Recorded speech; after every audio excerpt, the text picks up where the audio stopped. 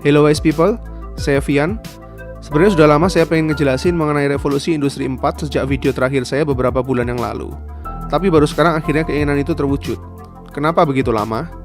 Well, sebenarnya sih akan lebih mudah buat saya ngejelasin doang pengertian revolusi industri keempat berikut solusi buat kita bertahan hidup di tengah era ini. Tapi kayaknya bakal biasa-biasa aja, dan biasa itu membosankan guys. Karena kalau bisa, kita semua nggak cuma punya kemampuan bertahan hidup, namun lebih dari itu yaitu berkreasi sebagaimana seharusnya kita diciptakan sebagai manusia berakal budi. Nah, makanya kita bakal bawa pembahasan ini jauh lebih dalam lagi sampai core of the core ya. Yang artinya, saya nggak hanya akan ngejelasin mengenai revolusi industri 4 aja, tapi apa yang mencetuskan revolusi industri itu sendiri, hingga mungkin ke revolusi industri selanjutnya. Masa dimana mungkin manusia akan dalam tanda kutip diperbudak oleh robot, bahkan mungkin sampai masa depan kita selanjutnya di mana manusia mulai berevolusi lagi menjadi makhluk yang sangat intelek. Era di mana manusia mencari sumber energi baru di planet-planet lain, yang nantinya akan membuat manusia mempertanyakan arti dari hidup saat manusia masa depan mulai menemukan cara untuk hidup abadi. Usahain nonton sampai tuntas ya, karena idealnya setelah selesai nonton video ini mungkin kamu akan dapat paradigma baru yang bakal menghemat waktumu di masa depan hingga 10 tahun, atau bahkan mungkin bisa saja 50 tahun ke depan. Well, who knows? Perjalanan kita akan panjang bro, jadi pastikan kamu cari tempat yang nyaman untuk nonton dan pakailah headset kamu buat merasakan experience yang lebih dalam lagi dalam video perjalanan kehidupan umat manusia kali ini. Are you ready?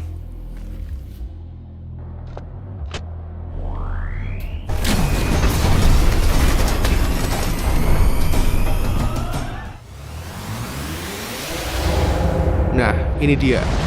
Wait, kayaknya kita sedikit salah tanggal dan lokasi nih. Nah, ini baru bener nih.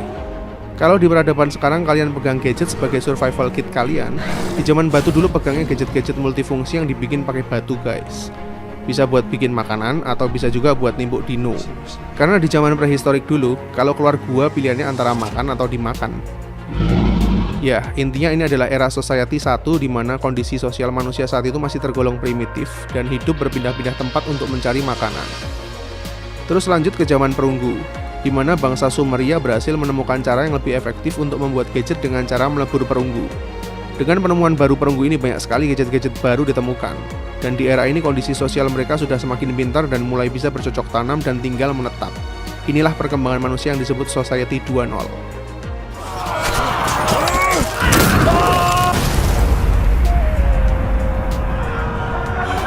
Era ini terus berlanjut cukup lama sampai akhirnya ditemukanlah mesin uap pada tahun 1800-an.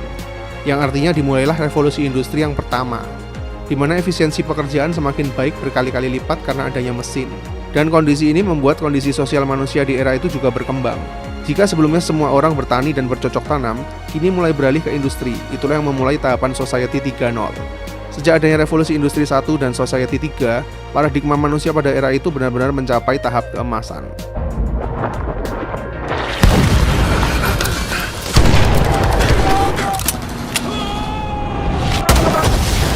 Sehingga selanjutnya pada awal tahun 1900-an ditemukanlah tenaga listrik. Jelas dari penemuan ini efisiensi produksi meningkat lebih jauh lagi dan melahirkan revolusi industri 2.0. Sejak ditemukannya tenaga listrik, tidak butuh waktu lama untuk berpindah ke revolusi industri 3.0, karena diciptakannya komputer yang semakin populer pada tahun 1970-an. Sejak saat itu peradaban manusia mulai didigitalisasi sehingga menjadi jauh lebih efisien lagi dari sebelumnya. Dengan adanya komputer dan otomatisasi mesin, berubah pula lah gaya hidup manusia pada era 80-90-an yang melahirkan Society 4.0, di mana manusia mulai bergantung pada teknologi informasi dalam berbagai jenis aspek pekerjaannya. Dan tanpa perlu waktu lama, seperti yang bisa kita tebak selanjutnya, revolusi industri 4 lahir berkat ditemukannya internet, yang akhirnya mencetuskan Internet of Things di mana kini berbagai perangkat di dunia bisa terjalin menjadi satu, yang akhirnya terus berkembang menjadi Big Data. Terdengar familiar bukan? Ya, inilah era kita saat ini. Jadi bisa dibilang saat ini kita berada pada era revolusi industri 4 dan Society 4 secara bersamaan. Dan kita akan lebih lama ngobrol di era ini sebelum lanjut ke masa depan, supaya kita sama-sama bisa belajar cara bertahan dan berkembang di era yang kita tinggali saat ini. Era di mana kehidupan kita saat ini sudah dikuasai oleh kombinasi dari semua revolusi industri sebelumnya, yaitu listrik, komputer, mesin, internet, big data, dan baru-baru ini mulai diambil alih oleh AI dan robotik untuk menyongsong revolusi industri selanjutnya.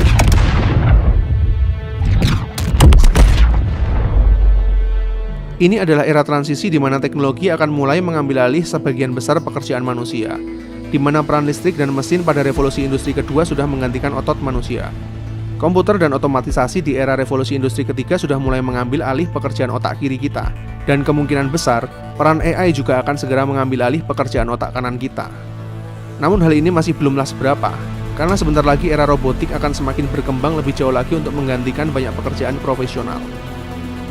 Menurut data International Federation of Robotics, hanya dalam 2013 hingga 2017 saja mengalami peningkatan produksi jumlah robot pekerja hingga 114%, menjadi sebanyak 381.000 unit robot di seluruh dunia. Dan angka ini diprediksi mulai 2018 hingga 2021 akan kembali mengalami peningkatan lebih dari 100% lagi hingga mencapai 630.000 unit. Yang tentunya tidak lepas dari semakin murahnya produksi robot seiring perkembangan zaman. Jika dahulu per unit robot membutuhkan biaya produksi hingga 25.000 US dollar, di masa kini salah satu firma dari Taiwan bernama Delta mampu membuatnya dengan harga 10.000 US dollar saja. Pekerjaan robot jelas jauh lebih efisien bahkan dibandingkan beberapa orang manusia sekaligus. Tidak menuntut, bahkan bisa dipekerjakan secara non-stop tanpa tunjangan kesehatan, tunjangan hari raya, maupun tunjangan pensiun dan sangat minim dengan kesalahan yang dinamakan human error. Satu-satunya hal yang mencegah kemajuan robotik tentunya hanyalah peraturan di setiap negara, di mana pengangguran massal bakal terjadi kepada kaum buruh jika di masa depan nanti robotik menguasai seluruh produksi yang ada di dunia. Bahkan mungkin dengan semua keefisienan robot, jika di masa kini manusia sudah diatur oleh sebuah sistem, bukan tidak mungkin para robot yang zero human error ini akan menjadi mandor para manusia yang penuh dengan kesalahan. Dan lingkup yang saya jelaskan tadi barulah ada pada tahapan industri saja. Bagaimana dengan pekerjaan lainnya, seperti driver yang mungkin di masa depan akan segera tergantikan oleh mobil otonom tanpa driver. Bisa jadi demonstrasi saat ojek pangkalan versus ojek online kembali terulang, namun kali ini dalam versi berbeda, yaitu ojek online versus robot atau mungkin AI. Tapi kayaknya kalau lihat ruwetnya traffic di Jakarta, robot dengan AI pun bakalan error deh. Khususnya menghadapi emak-emak nyetir motor yang tidak bisa diukur dengan persamaan dari sudut pandang apapun secara pemrograman. Tapi di negara-negara maju, jelas era ini akan dimulai lebih cepat. Kemudian, pekerjaan kurir yang nantinya akan digantikan oleh drone robotik yang mana saat ini sudah dimulai. Pelayan, khususnya tempat-tempat cepat saji, di mana saat ini Jepang sudah banyak menerapkan hal ini. Kemungkinan di masa depan nanti tenaga yang benar-benar profesional saja yang hanya dipakai menjadi pelayan di restoran-restoran mewah saja. Nantinya tenaga kerja profesional manusia semakin dianggap prestige ketika robotik sudah semakin sempurna dan murah. Maybe someday robots will be so very human-like that whether you are a robot or a human will not matter so much. Bisa dibayangkan bagaimana nasib manusia-manusia dengan SDM rendah. Bakal ada di posisi mana nantinya? Penjaga toko, saat ini bahkan sudah dimulai di banyak tempat di ibu kota, dan salah satu pencetusnya adalah Amazon Go, di mana toko ini tidak memiliki penjaga toko maupun kasir. Anda hanya perlu masuk, mengambil barang yang Anda mau, lalu keluar. Tagihan akan otomatis tercetak pada kartu kredit Anda. Dan mungkin setelahnya, guru, Task number 1. How many vowels does the word? You have 2 minutes. penyiar berita, Hello, everyone. I'm an English artificial intelligence anchor. operator, クーストは共同ロボット自動搬送会社を中心に実演を含めて展示しています。展示ブースにお立ち寄り akuntan, dan lainnya. Dari sini kita seharusnya mawas diri sebelum terlambat. Kita perlu mempersiapkan SDM kita sebagai manusia supaya tidak kalah jauh dibandingkan robotik di masa depan.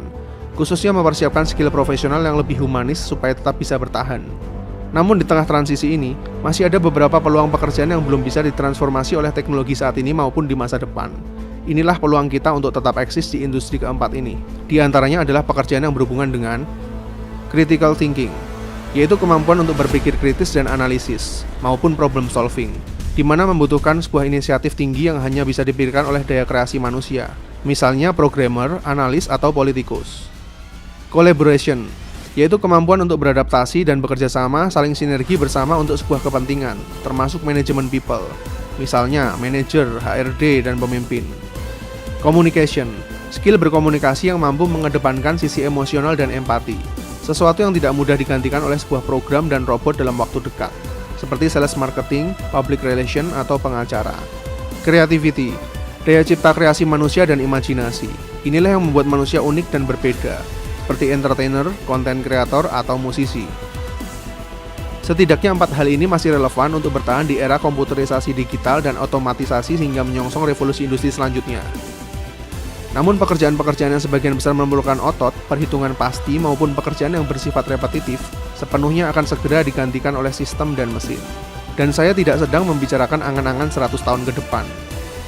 Era ini akan datang lebih awal, yaitu di revolusi industri selanjutnya yang mungkin akan dimulai pada tahun 2030-an di mana kita masih dalam proses kemapanan. Karena robotik juga barulah sebuah permulaan dari peradaban selanjutnya. Karena yang paling mengerikan nanti adalah Artificial Intelligence. Saya tidak membicarakan mengenai AI yang akan memberontak dan menguasai dunia layaknya Skynet di film Terminator. Well, mungkin benar, tapi masih terlalu jauh ke depan. Namun membayangkan fakta bahwa pada saat AI nantinya semakin sempurna, maka intelijensi manusia akan sangat-sangat jauh tertinggal dibandingkan ciptaan mereka sendiri. Dan momen di mana sebuah super AI nanti berhasil dibuat, maka itu akan mengawali peradaban baru umat manusia dengan percepatan yang sangat dahsyat. Dan saya khawatir manusia tidak akan mampu menghandle percepatan itu. Skenario di mana AI akan berperan dalam teknologi sangatlah berbeda dengan era perkembangan revolusi industri pertama hingga keempat yang masih dalam jangkauan manusia. Saya akan memberikan beberapa analogi mengenai seberapa mengerikannya super AI ini nanti, yang kemungkinan besar akan segera diwujudkan. Andreas Kaplan dan Michael Heinlein mendefinisikan kecerdasan buatan sebagai kemampuan sistem untuk menafsirkan data eksternal dengan benar, untuk belajar dari data tersebut, dan menggunakan pembelajaran tersebut guna mencapai tujuan dan tugas tertentu melalui adaptasi yang fleksibel. Ketika AI mencapai tahap tertentu, manusia hanya perlu memasukkan seluruh data lengkap mengenai ilmu pengetahuan yang ada dalam kehidupan ini ke dalam sebuah AI. Khususnya masa di mana manusia berhasil mendekode berbagai hal dari tubuh manusia seperti DNA, genetik, maupun sistem syaraf. Begitu juga dengan semua ilmu pengetahuan yang telah ditemukan seperti rumus matematik, fisika, kimia, maupun biologi. Maka bukan tidak mungkin, berkat AI, obat kanker maupun HIV akan dapat ditemukan dalam hitungan menit bahkan detik saja. Otak manusia hanya mampu berkonsentrasi pada beberapa tas saja. Setelah itu mereka perlu melakukan riset secara fisik yang entah berapa ribu kali dilakukan dan berapa ribu jam dihabiskan. Namun kecepatan superkomputer dari sebuah AI di masa depan akan memproses data dengan luar biasa cepat. Mereka mampu memproses dan mensimulasi jutaan kemungkinan task dan percobaan dalam waktu yang bersamaan di detik yang sama. Yang artinya akan sangat menghemat segala waktu maupun tenaga dengan luar biasa signifikan dan tidak pernah terpikirkan. Salah satu contoh yang paling mudah kita pahami adalah seperti yang ditampilkan oleh film-film Hollywood seperti Avengers Endgame yang dilakukan oleh Tony Stark. Di mana untuk menemukan rumus tertentu yang belum pernah ada, Tony Stark cukup memberikan beberapa perintah tertentu dan semua kemungkinan akan diterjemahkan langsung oleh AI tersebut. Jika kanker dan HIV hanyalah sebuah permulaan, bagaimana jika super AI nanti menemukan solusi untuk regenerasi sel tubuh manusia, sehingga manusia tidak akan pernah menjadi tua? Ini bukan sekedar imajinasi belaka, namun sesuatu yang bisa diperhitungkan. Hal sama ketika manusia menemukan kalkulator pertama kalinya, kemudian komputer, dan selanjutnya mungkin adalah super AI. Setelah itu, inilah kemungkinan skenario yang akan terjadi pada revolusi industri dan society selanjutnya ketika cloud, big data, robotik, dan AI mulai merajalela. Big data akan memiliki tingkatan yang sangat berbeda dibanding saat ini, di mana nantinya saat kita online ke dalam dunia digital, semua orang tidak lagi anonim dan akan teridentifikasi. Dan tidak hanya sekedar teridentifikasi saja, namun big data ini akan memegang seluruh kisah hidupmu. Mengingat internet sudah menjadi kebutuhan primer kita saat ini setiap hari, jam, menit, bahkan detiknya. Tahukah kamu bahwa data kita yang telah masuk ke dalam internet itu sifatnya permanen? Saat kita login dengan atau tanpa akun, big data akan terus mencatat seluruh kegiatan kita di dunia maya. Apapun yang kita tonton, apa yang sering kita cari, dan apa yang pernah kita upload di dalamnya, semua itu bersifat permanen dan tidak pernah bisa dihapus. Dan itu tetap berlaku hingga di masa depan nanti. Ketika sebuah AI machine learning berkombinasi dengan big data, setiap orang akan punya historinya masing-masing sebagai sebuah database. Tidak hanya itu, namun juga transaksi keuangan, pekerjaan, relasimu, kemana saja kamu, bahkan kebiasaan tidur dan bangunmu di pagi hari. Dan AI tersebut nantinya mungkin dapat menyeleksi setiap individu berkualitas maupun tidak melalui itu. Mungkin pekerjaan HRD di masa depan akan semakin mudah ya. Betapa mengerikannya big data ini di masa depan nanti. Sedikit mengingatkan saya pada sistem perilaku manusia yang dihitung sebagai amal ibadah dan dosa. Semuanya itu tercatat dan tidak dapat kita sembunyikan dan akan berdampak secara real time. Dan jika seluruh database manusia telah tercatat, selanjutnya tentu saja diperlakukan sistem rating dan karma yang akan berimbas kepada seluruh pekerjaan kita maupun status sosial kita di masa depan tentu saja. Jadi mungkin di masa depan balasan dari sebuah karma akan datang lebih cepat, bahkan real time. Bisa dibayangkan jika pemerintah punya kendali untuk menonaktifkan kita dari semua fasilitas digital yang nantinya bakalan terkoneksi dan sinergi. Akan jadi seperti apa orang itu nanti? Di masa depan, ketika para ilmuwan kita berhasil mendekode genetika maupun sistem saraf neuron, kita akan banyak melihat berbagai macam penyakit akan bisa disembuhkan. Begitu juga dengan regenerasi sel yang mampu menghindari penuaan maupun menyembuhkan luka dengan cepat. Karena saat ini mereka sudah mengembangkan sebuah nanobot, di mana robot berukuran mikro ini akan mampu bekerja di bawah jaringan kita untuk melakukan semua urusannya. Begitu juga dengan organ-organ buatan yang dinamakan xenotransplantasi organ manusia, di mana kita akan segera memproduksi organ-organ seperti ginjal, paru-paru, bahkan jantung buatan yang diproduksi dari seekor babi. Kenapa babi? Karena kenyataan pahitnya babi yang dianggap haram ternyata memiliki kode genetika yang luar biasa mirip dengan manusia, jauh melebihi hewan-hewan lain yang ada di bumi ini. Ironis ya. Dan setelahnya kita bakal melihat juga manusia-manusia cyborg, yaitu manusia dengan tangan buatan, kaki buatan, mata, dan lain sebagainya. Yang parahnya lagi, kemungkinan besar hal ini dilakukan tidak sebagai keterpaksaan, namun sebagai sebuah modifikasi untuk meningkatkan produktivitas kita sebagai manusia. Hal ini bukanlah science fiction, karena para ilmuwan kita saat ini sudah berhasil mengembangkan sebuah robotik yang dihubungkan dengan sistem syaraf yang dapat kita kendalikan hanya dengan pikiran kita saja. Bahkan bisa kita remote dari jarak yang sangat jauh. Terdapat juga robot avatar yang dapat kita kendalikan dari jarak jauh untuk melakukan aktivitas yang tidak mampu kita lakukan karena kekurangan fisik kita. Di masa depan, semuanya yang kita lihat pada film-film science fiction akan menjadi pemandangan sehari-hari. Dan yang paling mengerikan dari itu semua, waktunya akan tiba dengan lebih cepat dari yang kita semua bayangkan saat ini. Karena banyak futuris yang meramalkan bahwa era ini kemungkinan mulai terrealisasi pada tahun 2030 hingga 2050 saja.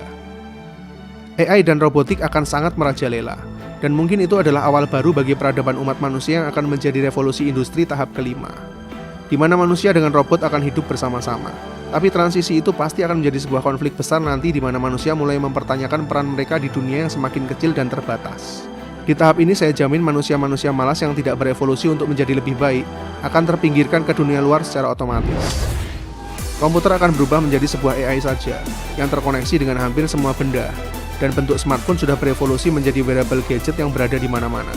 Misalnya katakan saja Google Glass masa depan nanti akan merekord semua yang kita lihat 24 jam non-stop, dan semua data tersebut otomatis terkirim ke jaringan cloud secara real time.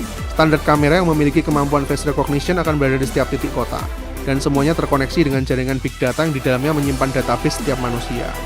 Sepertinya kejahatan akan berkurang cukup drastis deh. Dan teknologi 3D printer akan mencapai puncaknya di mana manusia akan bergantung banyak pada teknologi ini untuk membuat sebuah konstruksi maupun berbagai jenis benda pribadi mereka sendiri secara custom dan tidak lagi membeli produk massal. Masa di mana bentuk fisik dari uang benar-benar punah, dan kemungkinan besar sistem blockchain yang digunakan pada uang digital masa kini seperti Bitcoin akan mulai digunakan sebagai role model pengembangan sistem pertukaran di masa depan nanti, karena dianggap paling aman dan terbuka dari serangan cyber. Bahkan para futuris dan ekonom beranggapan bahwa nantinya mata uang yang bertahan di dunia ini hanyalah US dollar, euro, renminbi, dan yen, dan satu alat tukar digital yang akan diakui seluruh dunia sebagai alat tukar digital. Dan mungkin di masa yang lebih jauh lagi, ketika semua jaringan ini dikuasai oleh sebuah otoritas tunggal yang menjalankan semua sistemnya secara global, mungkin nantinya dunia ini hanya punya satu jenis mata uang digital saja. Atas dasar digitalisasi yang begitu masif dan sangat terbuka ini, tentunya dunia akan punya kelemahan baru berikutnya, yaitu keamanan cyber, yang mungkin akan biasa kita lihat sebagai cyber attack dan cyber war di masa depan. Karena seluruh infrastruktur dan fasilitas akan digerakkan secara digital, sehingga perang intelektual adalah perang berikutnya. Jangan heran kalau di masa depan nanti, seorang ahli jaringan cyber security akan menjadi idola baru bagi bangsanya. Misalnya karena berhasil menghalau sebuah virus yang dikirim untuk merusak infrastruktur jaringan sebuah negara. Ya, saya tahu yang kamu pikirkan. Neo, The Matrix. Jagoan-jagoan seperti ini nanti akan muncul beneran di masa depan, bukan sebagai hiburan, tapi sebagai sebuah kebutuhan yang sangat langka ketika dunia ini sudah dikuasai oleh jaringan cyber dan AI. Karena kemampuan berpikir analisis, kritis, dan kreatif akan sangat sulit dilawan oleh sebuah AI. Era di mana intelijensi akan menjadi tingkatan strata sosial baru. Mungkin derajat manusia nanti hanya akan diukur dari seberapa tinggi SDM dan intelijensinya, dan seberapa pentingnya peran mereka dalam menjalankan sistem di dunia ini nanti. Dan pandangan mengenai ras, suku, maupun agama hanya akan dianggap sebagai pandangan primitif masa lalu saja, karena semuanya akan bergerak dalam sistem dan efisiensi berkecepatan tinggi. Semua sistem yang ada di sebuah kota nanti akan terkoneksi secara online dan real time, dan hampir semua fasilitas akan digerakkan oleh mesin dan robotik. Pokoknya kota yang otomatis berjalan selama 24 jam sehari tanpa henti. yang jika dari kejauhan sangat mirip dengan sebuah sirkuit komponen elektronik yang sedang bekerja. Bagaimana menurutmu? Terlihat indah atau justru sebaliknya, mengerikan?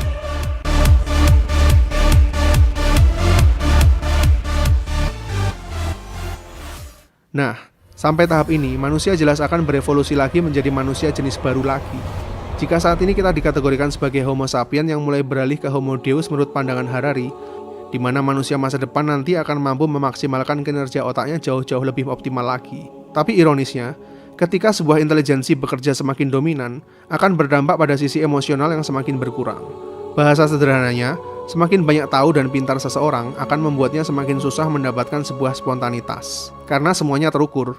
Ketika sebuah spontanitas itu menjadi semakin kecil, semakin sulit juga orang tersebut menikmati sebuah kebahagiaan. Analoginya seperti anak kecil. Ketika kecil kita bertindak sangat spontan dan semua hal baru itu rasanya menyenangkan, bukan?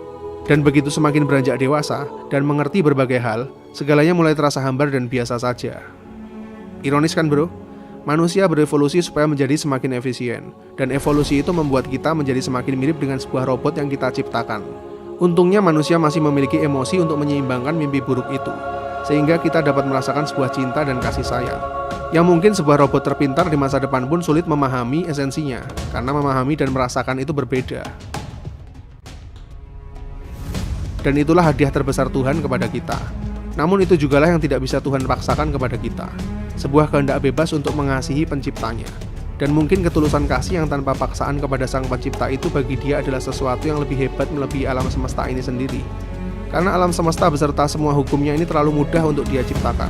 Tapi sebuah ketulusan tidak dapat dipaksakan. Karena tidak ada yang lebih menyedihkan dibanding seorang manusia yang menciptakan sebuah robot yang di dalamnya diprogram untuk dalam tanda kutip wajib mencintai penciptanya, yang akhirnya bertentangan dengan konsep dari cinta itu sendiri. Anyway, kondisi ini selanjutnya akan membawa kita ke tahap baru peradaban yang mungkin saja akan menjadikan kita berada pada society generasi ke-6, sekaligus membawa kita ke revolusi selanjutnya juga. Di mana berkat bantuan super AI, kita akan mulai mampu memanipulasi energi alternatif dan tidak lagi banyak bergantung pada sumber daya alam yang sudah semakin habis, dan tidak mencukupi kebutuhan penduduk bumi di masa ini yang mungkin akan bertambah menjadi 9 miliar orang. Sebuah kota yang fully otomatik dikontrol oleh superkomputer dan robotik di setiap sudut kota. Semuanya dikerjakan secara otomatis dan efisien oleh sistem robotik mulai dari produksi, transportasi, database, bahkan penyediaan bahan pangan mulai dari menanam, menuai, memproduksi, mendistribusikan, memasaknya sesuai keinginan manusia, bahkan hingga menyuapkan ke setiap mulut manusia. Sehingga bahkan mungkin gempa maupun bencana alam akan terukur dengan sangat terantisipasi dengan tepat, setepat mendeteksi suhu udara, arah angin maupun cuaca. Karena sejatinya bencana alam itu secara kodrat adalah siklus alamiah alam untuk tetap harmonis. Di sini nanti jelas peran manusia akan semakin dipertanyakan lagi, sehingga tidak heran jika bakal banyak manusia mulai menyadari AI ini sebagai suatu kesalahan yang bisa menggantikan peradaban manusia di masa yang akan datang. PBB memprediksi bahwa tahun 2100 jumlah penduduk bumi akan bertambah lagi menjadi 11 miliar jiwa. Pertanyaannya adalah, apakah tanah dan sumber daya alam kita masih cukup nantinya? Sepertinya tidak. Seperti sebuah kalimat bijak yang terlontar dari Gandhi, bumi memiliki kapasitas untuk menampung semua jumlah orang, namun tidak cukup untuk menampung keserakahan umat manusia. Bayangkan saja jika kita tidak berhasil menciptakan energi alternatif dalam jumlah yang masif, yang dapat memenuhi kebutuhan seluruh penduduk bumi yang isinya 11 miliar orang ini. Bakalan terjadi chaos yang sangat mengerikan tentunya, dan mungkin akan terjadi genocide yang menyeimbangkan semuanya. Nah, kalau ini beneran terjadi, tahu kan siapa yang harus dipanggil buat mengantisipasi bencana mengerikan ini? Ya, betul. Thanos. Sebenarnya dia itu justru visioner dan punya inisiatif yang baik buat hindari ini semua dengan cara adil loh. Makanya pas nonton Infinity War, saya juga ngerasa si Thanos ini sebenarnya tujuannya baik. Tapi salahnya dia ya karena playing God aja emang. Oke, lanjut lagi tadi sampai energi alternatif. Yang jelas di tahap ini akan dan harus banyak terdapat energi alternatif untuk dapat mempertahankan jumlah penduduk bumi yang semakin membludak nanti. Kemudian dengan semakin majunya pengetahuan, mungkin akan banyak terdapat reaktor nuklir portable seperti yang dimiliki Tony Stark, sehingga tidak khawatir kehabisan energi untuk hampir semua keperluan. Ibaratnya kayak powerbank di zaman sekarang, cuma beda skala tipis aja sih sama powerbank. Kalau powerbank meleduk kan bisa hancurin HP, nah kalau ini paling hancurin satu kota. Nah, kemudian secara hubungan antar negara, semuanya akan lebih bersepakat untuk mengurangi perbedaan mereka, karena adanya ancaman yang lebih serius yaitu sumber daya bumi yang semakin tipis disertai perubahan cuaca yang semakin ekstrim. sehingga terpaksa berubah yang dulunya bilang hidup negara A, hidup negara B, bakal bergandengan tangan dan nyanyi bareng hidup bumi. Ya kan biasa tabiat manusia, posisi nyaman lupa daratan dan serakah. Giliran bumi udah mulai hancur baru bersatu. Oh iya, satu faktor lagi selain alam, bakal bersatu juga kok kalau ada alien yang nyerang bumi, tapi kemungkinannya kecil banget. Soalnya kalau kita belajar banyak tentang astrofisika, bumi ini cuma kayak kerikil di alam semesta ini. Jauh lebih worth it menambang dan terraforming di planet lain yang gedenya ribuan kali bumi dan masih belum ada yang make. Lah jumlahnya aja triliunan kok. Pasti ada satu aja planet kosong isinya misalnya plutonium murni semualah. Manusianya aja yang suka kegeeran ngerasa di stalking sama alien terus. Nggak ribet juga komunikasi dramatis sama negara berflower ya. Meskipun energi alternatif sudah mulai berhasil dikendalikan oleh penduduk bumi, sayangnya regenerasi bumi akan tetap berjalan, dan hal yang satu ini hampir tidak mungkin dikendalikan. Perubahan cuaca ekstrim dan regenerasi yang ada di bumi ini secara periodik memang selalu terjadi setiap berapa puluh ribu tahun, bahkan mungkin ratusan ribu tahun sekali. Dan setelah terjadi regenerasi yang cukup dahsyat itu, nantinya iklim bumi akan kembali segar seperti awal mula lagi. Begitu dan seterusnya. Biasanya tahap ini akan mengembalikan manusia ke zaman batu lagi. Kalau memang masih ada yang mampu bertahan hidup ya. Karena tidak disangkal, global warming memang mempercepat itu semua. Maka dari itu, satu-satunya cara untuk mengantisipasi bencana global ini manusia akan mulai ekspansi keluar angkasa. NASA sudah memulai misi ke Mars dengan membiayai SpaceX milik Elon Musk supaya 100 tahun lagi manusia bisa mulai berkoloni di Mars kalau sampai ada apa-apa sama bumi kan. Sampai tahap ini kalau ada yang bilang, percaya aja lu Min sama konspirasi Wahyudi. Saya cuma mau bilang lebih dibanyak-banyakin membaca dan belajar ya bro. Kemudian tahap terraforming Mars akan dimulai, supaya kondisi dan iklim Mars nantinya bisa seperti bumi, dan bisa ditinggali oleh kita tanpa perlu berevolusi terlalu jauh. Keren kan? Zaman dulu makhluk hidup takluk pada alam, tapi berkat teknologi nanti, alam mulai bisa disesuaikan khusus buat kita. Termasuk melawan kodrat nggak sih? Kemudian selanjutnya setelah AI berevolusi menjadi quantum AI, mungkin pada tahap ini akan mampu memecahkan misteri materi gelap yang ada di angkasa, dan berhasil memanipulasi gravitasi dan hukum fisika yang belum pernah terpecahkan. Jika tahap ini berhasil dicapai, mungkin warp drive teknologi akan berhasil dibuat juga, di mana manusia akan mampu memanipulasi waktu dan memungkinkan kita untuk berpindah planet, yang biasanya memerlukan ribuan tahun menjadi sangat singkat saja. Sebenarnya jika AI berhasil sampai ke tahap quantum AI, jujur saya tidak yakin ras manusia masih dibutuhkan oleh AI itu sendiri. Ketika sebuah AI mencapai tahapan memahami keberadaannya, maka mereka akan memiliki tujuan dan kehendak, dan manusia dengan semua keterbatasannya hanya akan dianggap penghalang karena sangat-sangat tidak efisien bagi mereka. Mungkin planet Cybertron bakal benar-benar ada nantinya, di mana populasinya tentunya hanya berisi AI dan robotik mandiri yang akan terus berkembang jauh-jauh di atas manusia, khususnya karena mereka dapat hidup tanpa batasan umur tentunya. Bisa dibilang di tahap ini peradaban manusia bakal berubah lagi ke tahapan-tahapan ekstrim. Karena terlalu banyak pengetahuan dan hal baru yang akan ditemukan oleh manusia pada tahap ini yang nantinya akan memutarbalikkan segala hal yang kita percayai pada masa kini. Sama seperti di masa kini kita hanya menganggap kepercayaan bangsa Nordik dulu mengenai kematian para pejuang Viking akan menuju ke Valhalla, yang saat ini hanya kita anggap sebagai sebuah mitos saja, karena perkembangan zaman yang semakin bergeser relevansinya. So, mungkin nggak sih, manusia masa depan menganggap kepercayaan kita saat ini hanya sebagai sebuah mitos saja, ketika mereka sudah mampu melakukan segalanya yang bertentangan dengan ajaran masa kini. Ini adalah masa di mana manusia memiliki teknologi dan sumber daya tanpa batas, dan mungkin menginspirasi mereka untuk menciptakan surga-surga mereka sendiri di sebuah planet yang sumber daya maupun energinya tidak akan habis sampai belasan ribu tahun misalnya. Hal ini sekaligus menjawab pertanyaan kenapa manusia bekerja, karena segala yang ada di bumi ini terbatas, sedangkan proporsi jumlah manusianya lebih besar. Bagaimana jika jumlah sumber dayanya itu luar biasa besar dibanding jumlah penduduknya, plus mudah diakses dengan yang namanya teknologi, dan semuanya itu akan di-provide oleh para robot untuk kita. Apa perlu makhluk yang tinggal di dalamnya disebut mencari nafkah lagi? Atau bahkan mungkin ada yang memilih hidup dalam keabadian digital ketika kesadaran manusia sudah bisa dipindahkan ke dalam form-form lain. Ibaratnya seakan kita bisa memilih untuk berada di dunia mimpi indah sesuai kemauan kita sendiri selamanya. Dan kita sendiri yang akan menentukan saat kita bosan dan hendak mematikan unitnya juga selamanya. Dan jika sebuah kesadaran manusia itu benar-benar berhasil dipindahkan ke berbagai jenis medium, ini akan merevolusi kembali bentuk manusia di masa depan. Karena manusia tidak akan berbentuk seperti kita lagi yang didasari atas tubuh organik yaitu tulang, daging, dan darah. Melainkan dapat memilih sendiri untuk bertransformasi menjadi apa. Mungkin robot yang tidak pernah menua atau bahkan hidup di dalam sebuah dunia digital yang dirancang dengan luar biasa indah selamanya. Dan bahkan mungkin beberapa manusia lain mulai banyak yang menabur benih-benih mereka ke planet-planet lain supaya bisa melanjutkan dan memulai era baru peradaban manusia di planet yang benar-benar baru lagi dari awal lagi misalnya. yang mungkin mirip dengan konsep manusia pertama yang ada di bumi misalnya. Apakah ini ujung dan akhir dari peradaban manusia?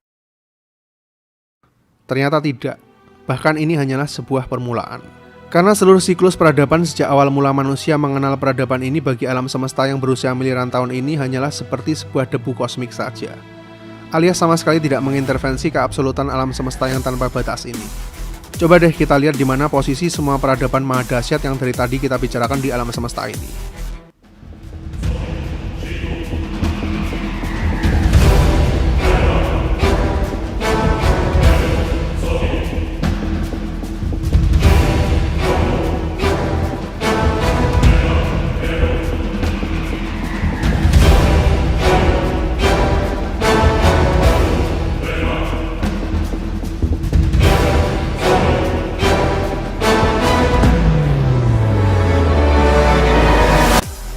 Tidak ada kata yang mewakili kebesaran ini. Begitulah alam semesta ini dibuat tak terbatas supaya manusia tahu batas.